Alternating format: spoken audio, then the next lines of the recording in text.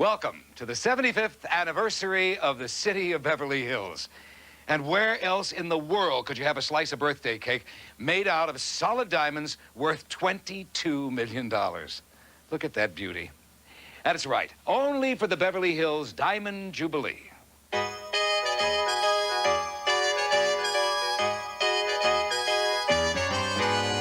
Beverly Hills, oh what a sight, friendly by day, sparkling by night. As you race along Rodeo Drive, there's no place you feel more alive.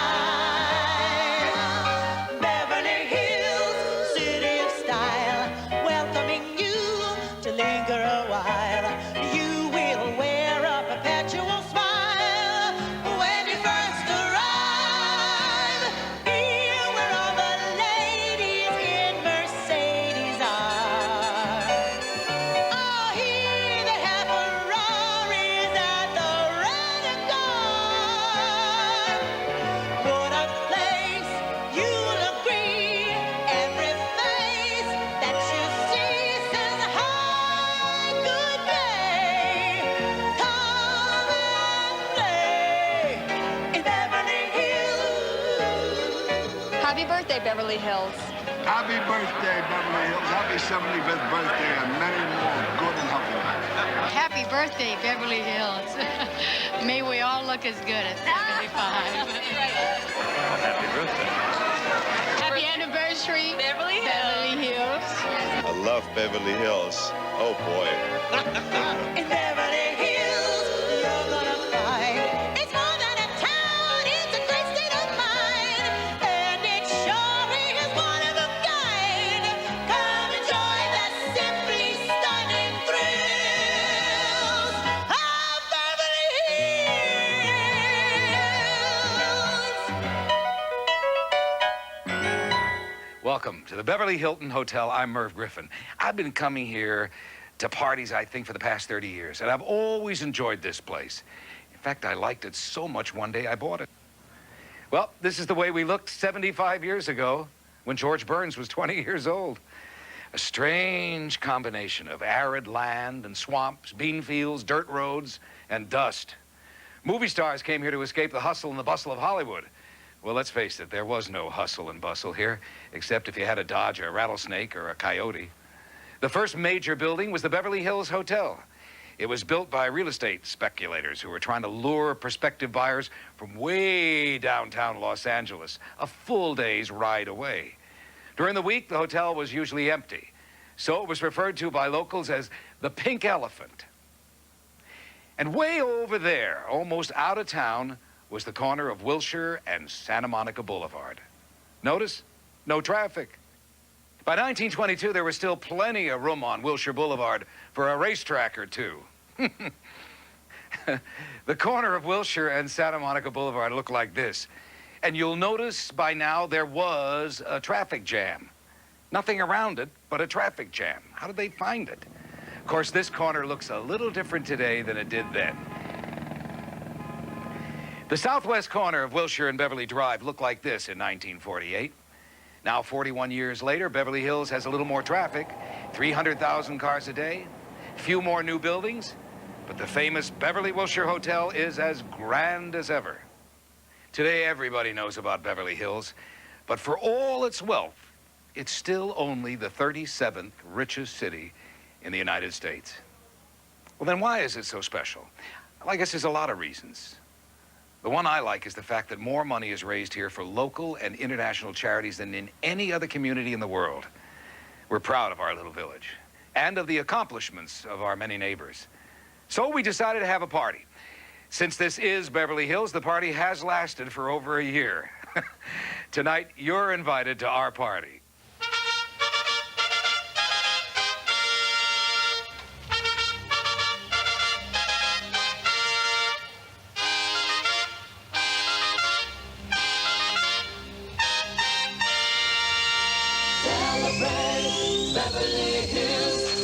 It all began last June with a simple little announcement made in typical Beverly Hills style right here in Will Rogers Memorial Park.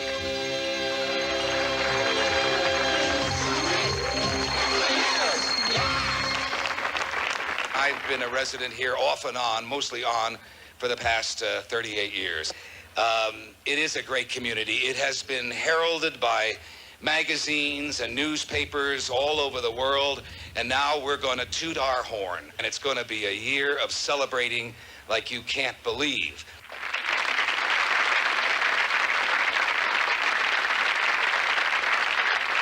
Ladies and gentlemen, John Forsythe.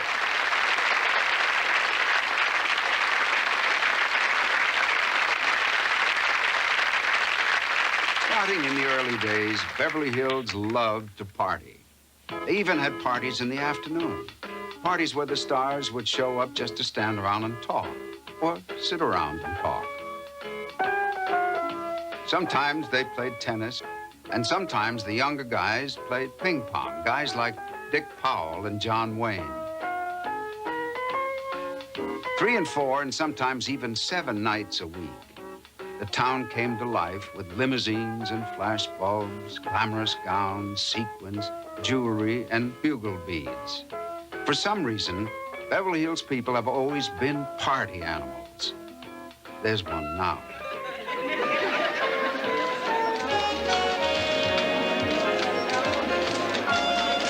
This year, one of the best parties was the opening of Merv's new ballroom. It's glorious. It's like the old days of the Coconut Grove. And I do remember those days. And I do too. I know you do. I would never admit it. The hotel itself has been the center of so many wonderful functions. I love it. I love to come and see who's here, see what everyone's wearing. It's fun.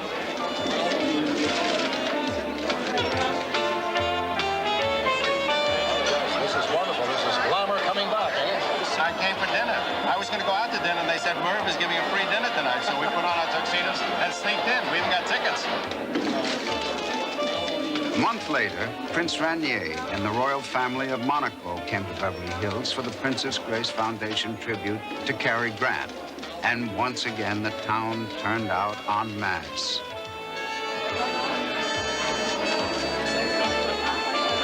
Well, I would book this room for the Academy Award. This is a great party for the Academy Awards. And I'll take who's ever standing around. Everyone's a star here tonight. This is the night worth putting on a black tie. Party, party, party, party. One night, everyone got together to celebrate Milton Berle's 80th birthday party for the 10th time. This is Uncle Milty's 80th birthday. Yes. And it's also the Beverly Hills 75th birthday. No kidding. Yes. You mean Milton's older than the town?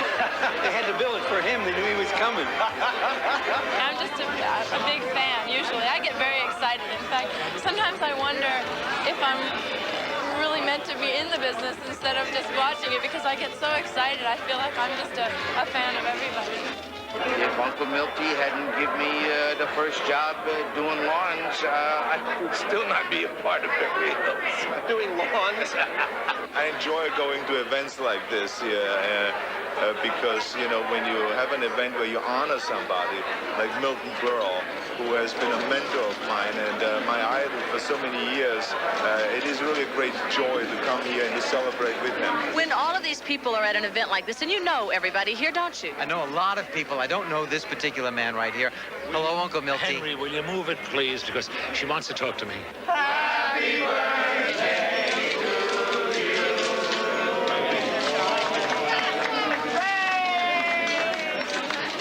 you. He's older than Beverly Hills. He's older than anybody. During the day, some of these people are competitive with each other.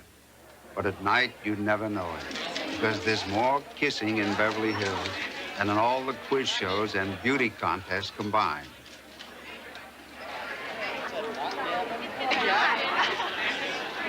Give me a break. Oh, you look so wet.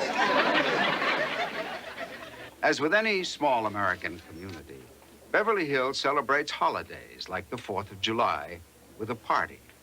It usually takes place on the football field at the local high school. The students, parents, and neighbors all pitch in to help celebrate with hot dogs, lemonade, and some sparkling, and a little help from the Radio City Music Hall production. When these neighbors do something, they do it up right. and everyone volunteers to take part. Neighbors such as Jean Barry and Barbara Eden, Jean and Casey Casey, Robin Leach, Hugh O'Brien, Will Rogers Jr. portraying his father, veteran actor Cesar Romero, Dinah Shore, Douglas Fairbanks Jr., Robert Stack and his wife Rosemary, Dick and Pat Van Patten, and Jimmy Stewart. With over 1,500 volunteers, both behind the scenes and on stage, this celebration begins with Jose Feliciano singing America the Beautiful. God shed his grace on thee, and he crowned thy good with brotherhood from sea. I said from sea, I said from sea. Oh, hey, to shining sea.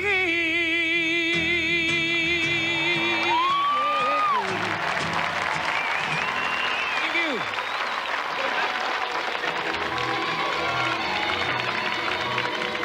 With some help from Desi Arnaz Jr. and hundreds of Hispanic dancers, the rich cultural heritage of Beverly Hills beginnings come to life.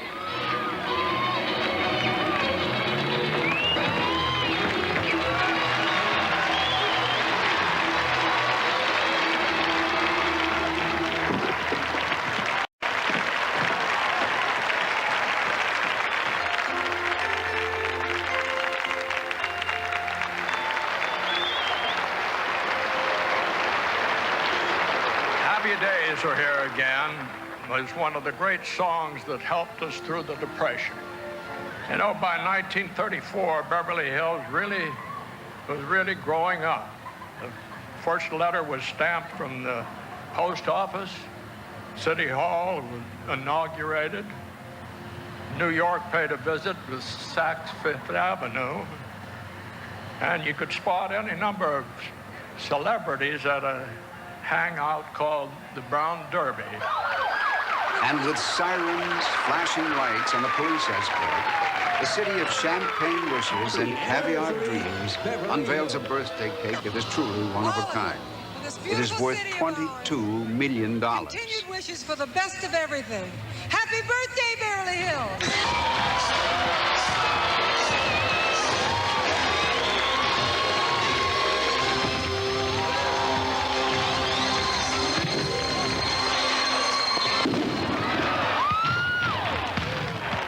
Now, this early scene shows why Beverly Hills always had one of the lowest crime rates of any city in the United States. Beverly Hills.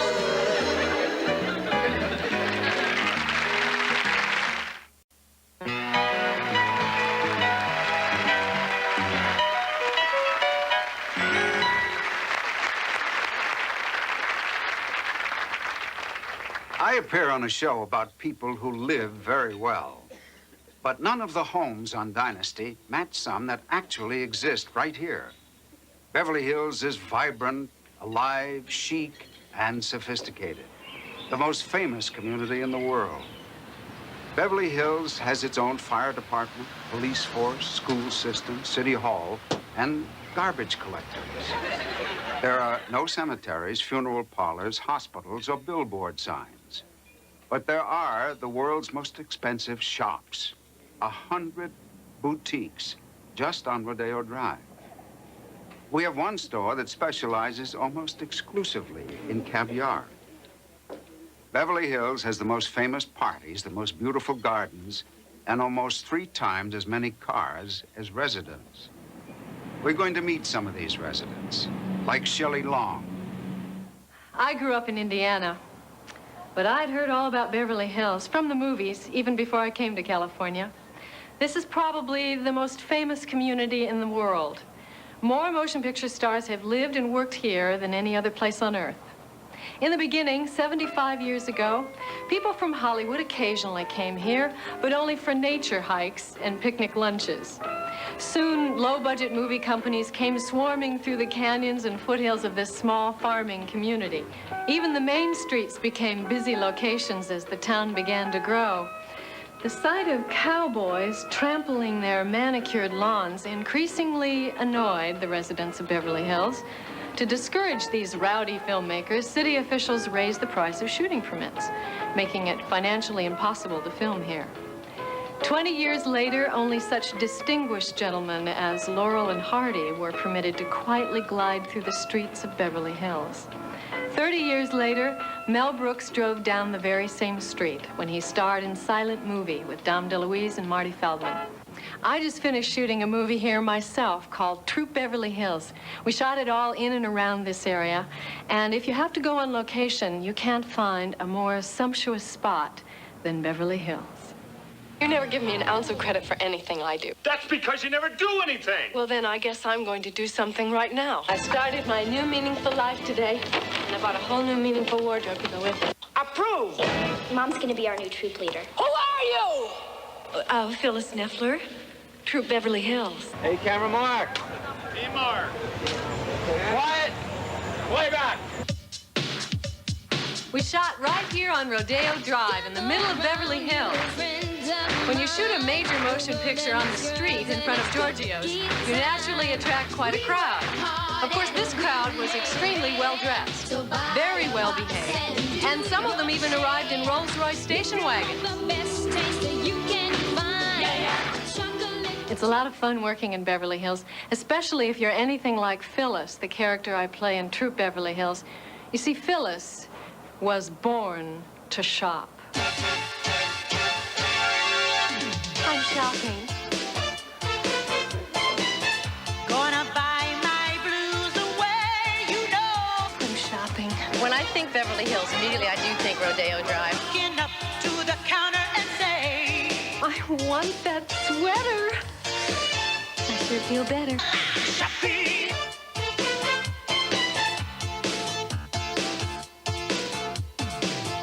Too much for the PTA? Too little? I don't put money down.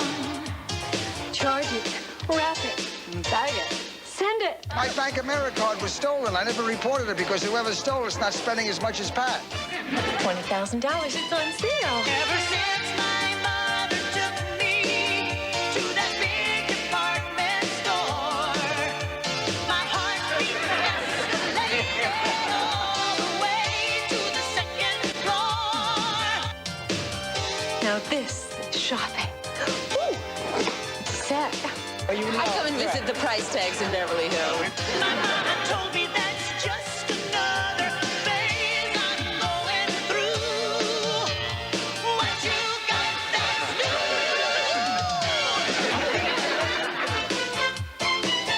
Looking up and down the aisle, you know. I'm shopping. Fort Knox, baby. Going out in style. Good taste is timeless. Shopping. S-H-O-P-P-I-N-G. Shopping, shopping, shopping. There ain't no turning back. Bag it, grab it, try it, buy it. Shopping! My wife is very grateful to Beverly Hills, and all the shopkeepers on Rodeo Drive very grateful to her as well. Do you shop in Beverly Hills, Barbara? Or is it all, Well, no. It's all rented. Does it look like Beverly Hills? Everything is rented. We rented these whole outfits on me to be big time. Camden, Brighton, Cannon, Summer, Gucci, Saks Avenue. Yes. Send it.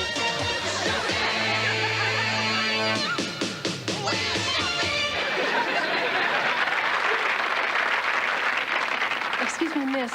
Do you offer an installment plan? The very first Sports Illustrated swimsuit edition was photographed right here at the Beverly Hills Hotel pool.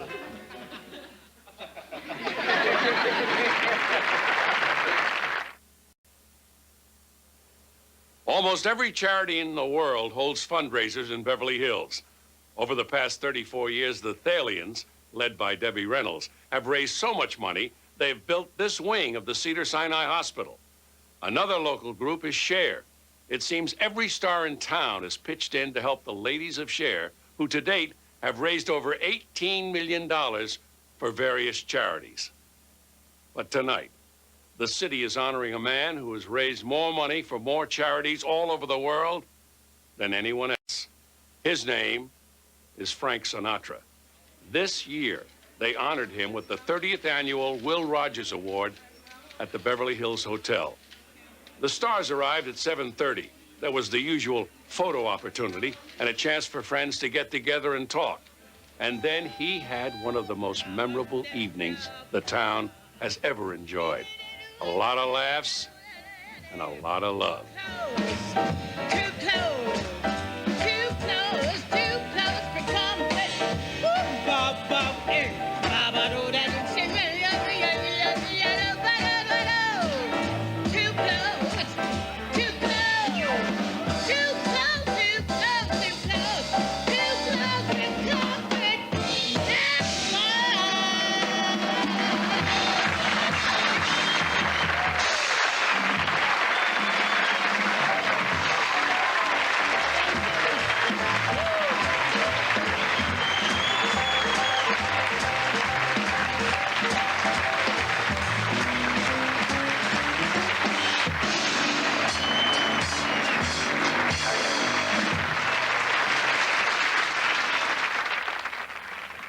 In Nancy Sinatra's book, she describes her father as Don Quixote in a tuxedo, a blend of toughness and tenderness, a model of consistency as an artist, as a man not without his contradictions, and a fellow who treats the room to caviar and champagne and himself to a hot dog and a beer. Nancy says that defining her father is like trying to define electricity. Others say upsetting her father is like sitting on electricity. No one could ever estimate how many people may have been conceived to the sounds of Frank Sinatra's records.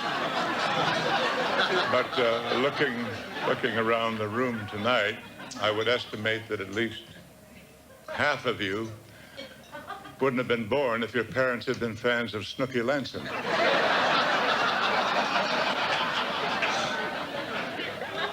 The media, oddly enough, seems to enjoy writing about Frank, but they often overlook some of his most important accomplishments. To begin with, the statistics are mind-boggling.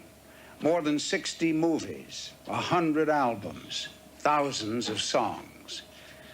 But what most people don't know is that he has been personally responsible for raising more than $1 billion for charities all over the world. $1 billion. That's what it be. A song is really a 4-minute play, and it has to be interpreted. And I don't think there's any other living singer in our time that does that better than Frank. We of the SLAA, Sinatra Leading Lady Alumni Association, all agree that when you're shooting your close-up and you look right into those baby blue eyes, you finally realize what he meant when he said, ring-a-ding-a-ding. Here's to you, Frank. Scooby-Dooby-Doo, baby.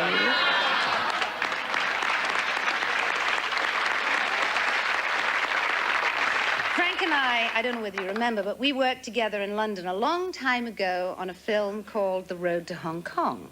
Anyway, Frank called me a few days later and he asked me to dinner, and I said, fine, that would be nice. I'd quite like to go to dinner with you. What time will you pick me up? And he said, 8 o'clock. My plane will be at London Airport. Your plane? I said, well, it's very nice. It's really nice of you to ask me to dinner, but I'm in London, and unfortunately I have a 6 a.m. call, so I won't be able to fly with you tomorrow. Now, I've always regretted that we didn't make that dinner date, Frank, but better late than never. So my private number is 1-800-555-2866.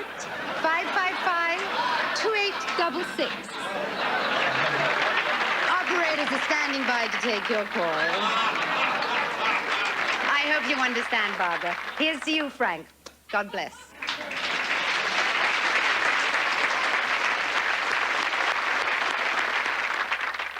Congratulations, Frank. And I've got to be honest with you. When I called the midnight escort service that I work for,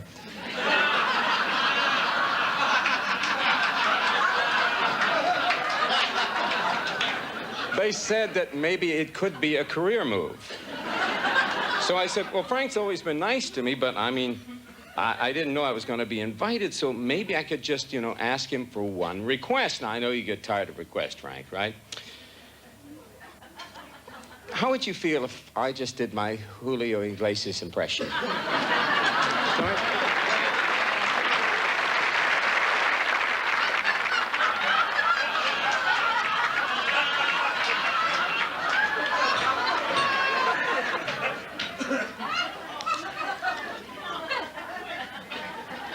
To all the girls I loved before were traveling and oh my door. I'm glad they came along. I dedicate this song to all the girls I loved before. Frank, I know there's some nights you'd like to be a Barbara in Palm Springs, and, maybe there's a date. So if you don't want to go in for the evening, call me up. I got a tux, I got a tan. I can be there in 10 minutes, and God knows I love you.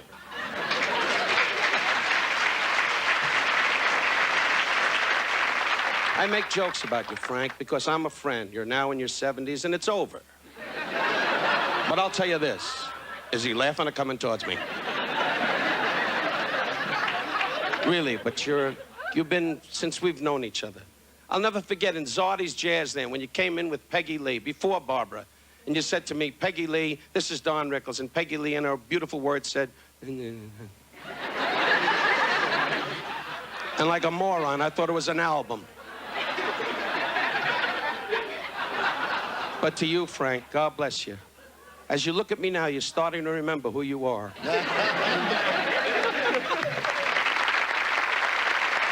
Now, ladies and gentlemen, it's my pleasure to say the two most exciting words in show business. Frank Sinatra.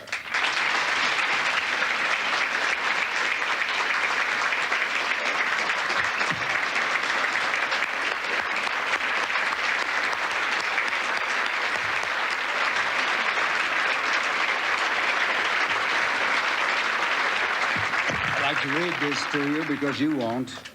I can't.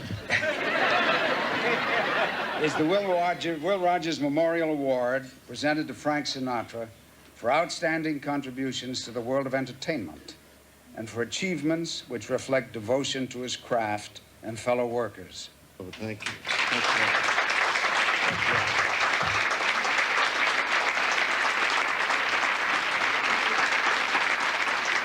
That's very nice. That'll fill the hole where the radio speaker used to be. No, I'm joking.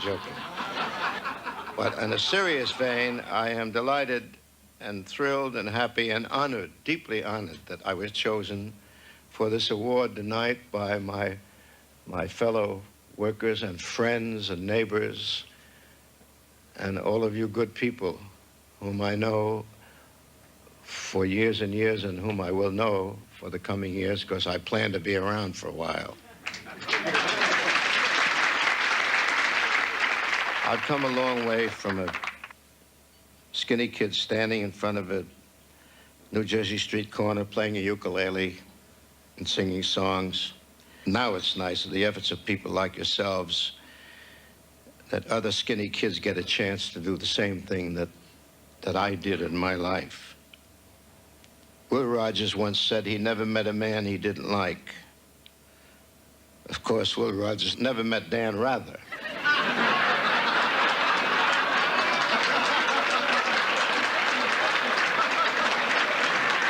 I don't know why I said that. I just thought it was kind of fun. Another great man once said, if you want to be seen, stand up. And if you want to be heard, speak up. If you want to be loved, shut up and sit down. And that's what I'm going to do right now.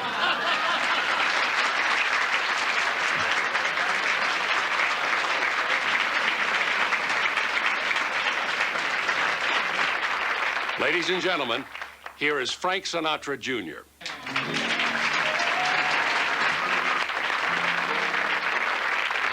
Shortly before his death in 1937, George Gershwin was trying to come up with some way to solve a problem that seems to be part of our society. It always seems to be difficult for one man to express love for another. Of course, I have a little impunity, I think, being a relative. Speaking on behalf of my sisters and I, we want to give to you the salutation the way Ira Gershwin had it at the time, and I think it's very appropriate, by the way. This is for you, Dad. It's very clear our love is here to stay, not for a year, but ever and a day. The radio and the telephone and the movies that we know may just be passing fancies, and in time will go. But oh my dear, our love is here to stay. Together we're going a long, long way. In time, the Rockies will crumble, Gibraltar may tumble, but they're only made of clay. But our love is here to stay. From all of us, congratulations, Dad. We love you.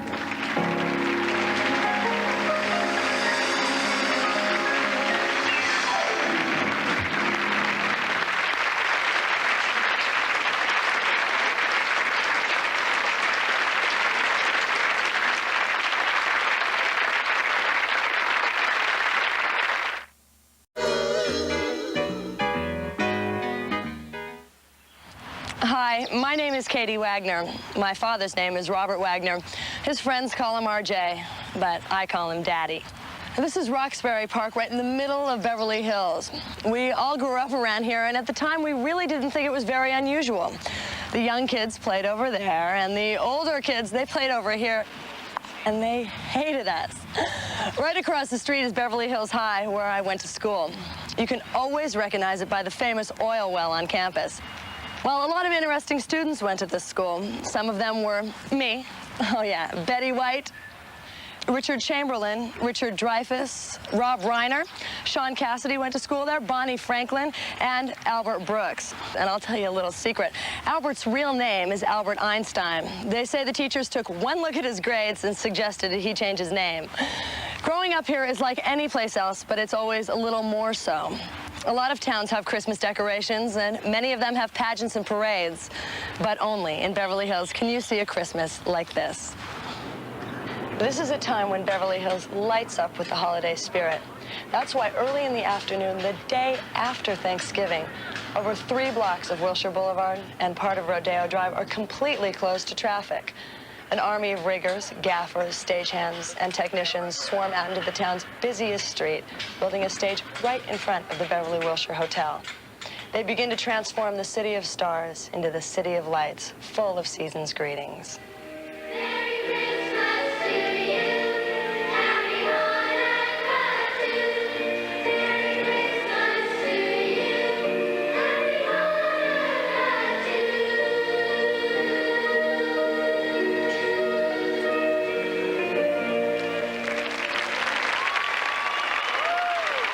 And now, ladies and gentlemen, here to welcome you to the Beverly Hills Holiday Pageant, Stephanie Kramer.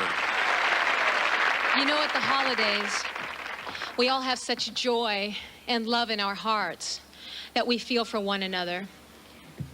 And we just imagine what it would be like if we could take that light and that love that we feel and extend it forth and come from our hearts, not just at the holidays, but just imagine how it could be if we could do that all year long. Imagine there's no heaven. It's easy if you try. No hell below us, above us only sky. Imagine all the people living for today. Joining in with Stephanie was, of course, Santa, our marching band, the 700-voice choir, and even Mickey and Minnie Mouse. Children from the local Ronald McDonald House gathered around actor Richard Mulligan as he described good old St. Nick. A bundle of toys he had flung on his back, and he looked like a peddler just opening his pack. His eyes, how they twinkled, his dimples, how merry. His cheeks were like roses, and his nose like a... Other participants in the festivities were a jazz band from Finland, the International Children's Choir, and singer Mel Torme.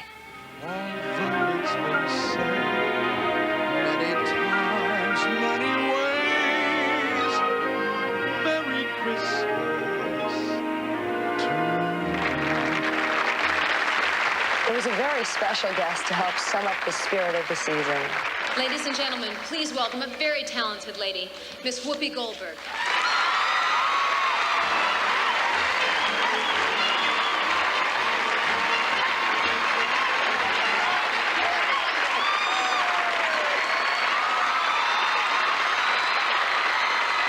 Yes. God bless the youth of America. You know, when I was a kid, which was a long time ago, I never thought I'd be standing on the corner of Wilshire and Rodeo Drive in Beverly Hills singing Christmas carols and not getting arrested.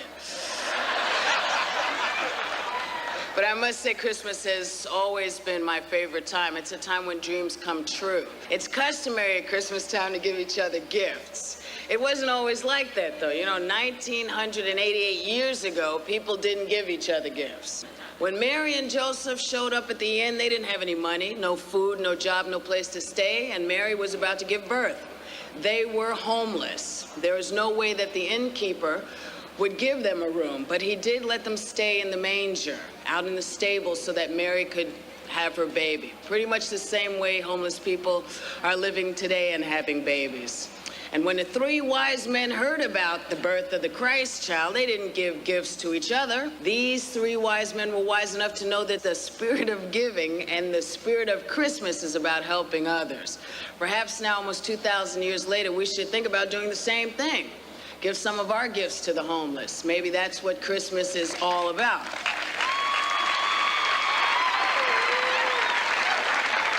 The spirit, the true spirit of Christmas, is not about things you can do for people at Christmas time. It's about the Christmas things you can do for people all the time. And on that note, Merry Christmas to all, and to all a good night. And then it was time for the big event, plugging in the Beverly Hills Christmas lights.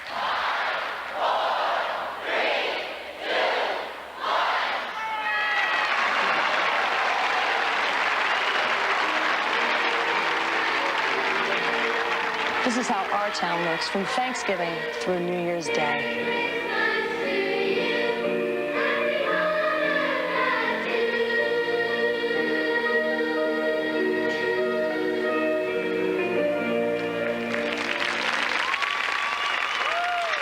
This behind-the-scenes coverage shows the Beverly Hills Hairdressers Association preparing for their first annual charity ball. Sadly, there never was a second annual ball.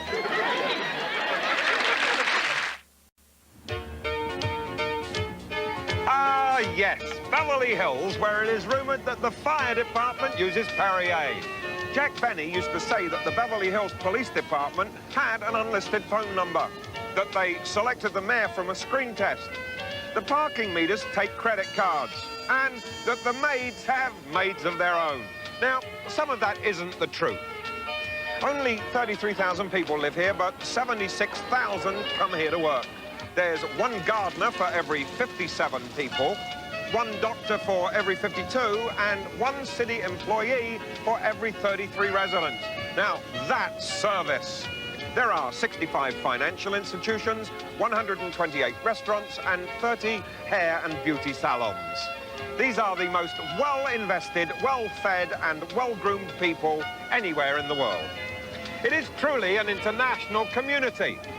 1/3 of the school children are bilingual, and 1 out of every 6 speaks Farsi. Not French, Farsi. And it is clean. It is said that millions of gallons of water are used every day for sidewalks, plants, shrubbery, and cocktails.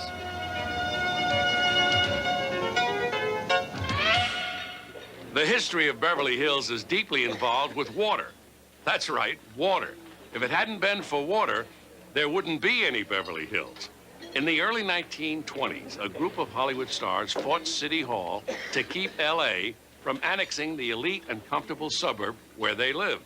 Old-timers called the struggle the Water Wars.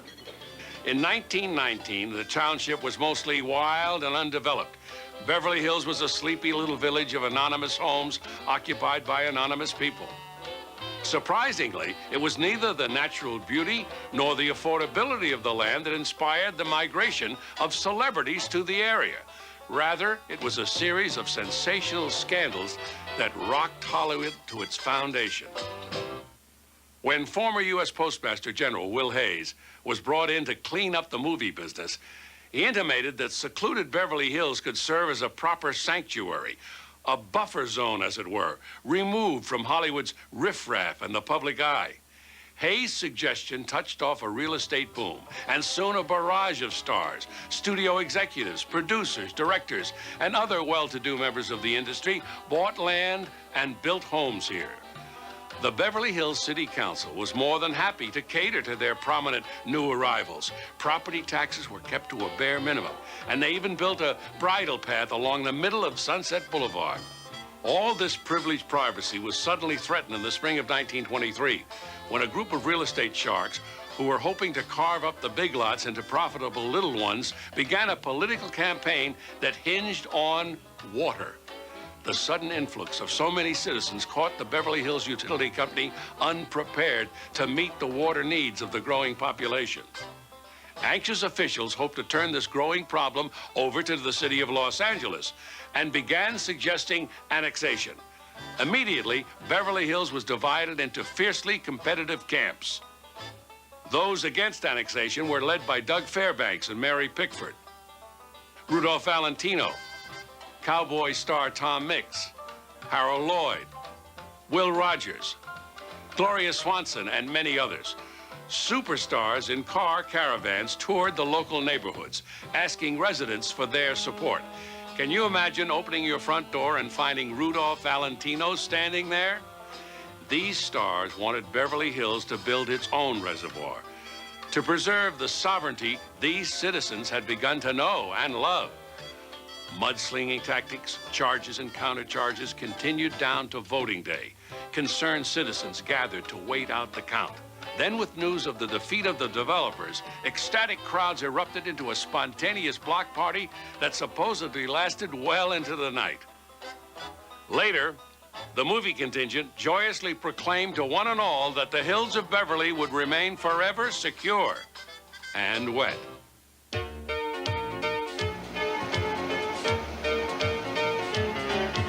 Beverly Hills, just look at that view. I can't afford it. Well, how about you? Everyone has a new Rolls Royce. Money talks in a very loud voice. Mansions begin at $5 million per. Women dressed up in summertime fur. Call me up, I can grant you that loan on your cellular phone. Beverly Hills is famous for its mansions. Street after street, house after house. Each residence is more elegant than the one before. All of the homes cost millions of dollars. Real estate is so expensive that over 60% of the residents are renters, and the rest belongs to the banks. Let's see, what would the rent be on a $10 million house? Oh, I guess about $50,000 a month, plus the utilities. Beverly Hills has some charming character homes, which are also quite famous. This is the Witch's Cottage. It was built for a motion picture during the silent era, then brought into the middle of Beverly Hills, and families have lived happily here for years. The home is guaranteed to have a skeleton in every closet. This residence is brand new and one of the most controversial in Beverly Hills. It looks a little like they built it with silly putty. Lucy lives here, and Jimmy Stewart's house is right across the street. Jimmy wanted a larger garden, so he bought the house next door and tore it down. Now, at today's prices, that probably makes each rose worth about $2,500. This future home of producer Aaron Spelling is the largest house in the area, with a bowling alley in the basement. Think of it as a landlocked love boat. However, it will be surpassed in a few months when Merv Griffin completes his home, which is going to be even larger than Spelling's, and reportedly has its own golf course, its own zip code, and it takes a toll call from the kitchen to the den. Still, it is the place of my dreams. Come enjoy the simply stunning thrills of Beverly Hills.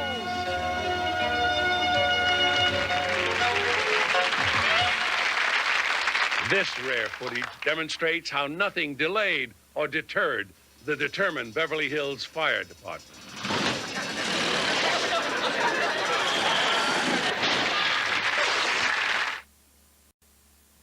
So that's a look at the 75th anniversary of the city of Beverly Hills.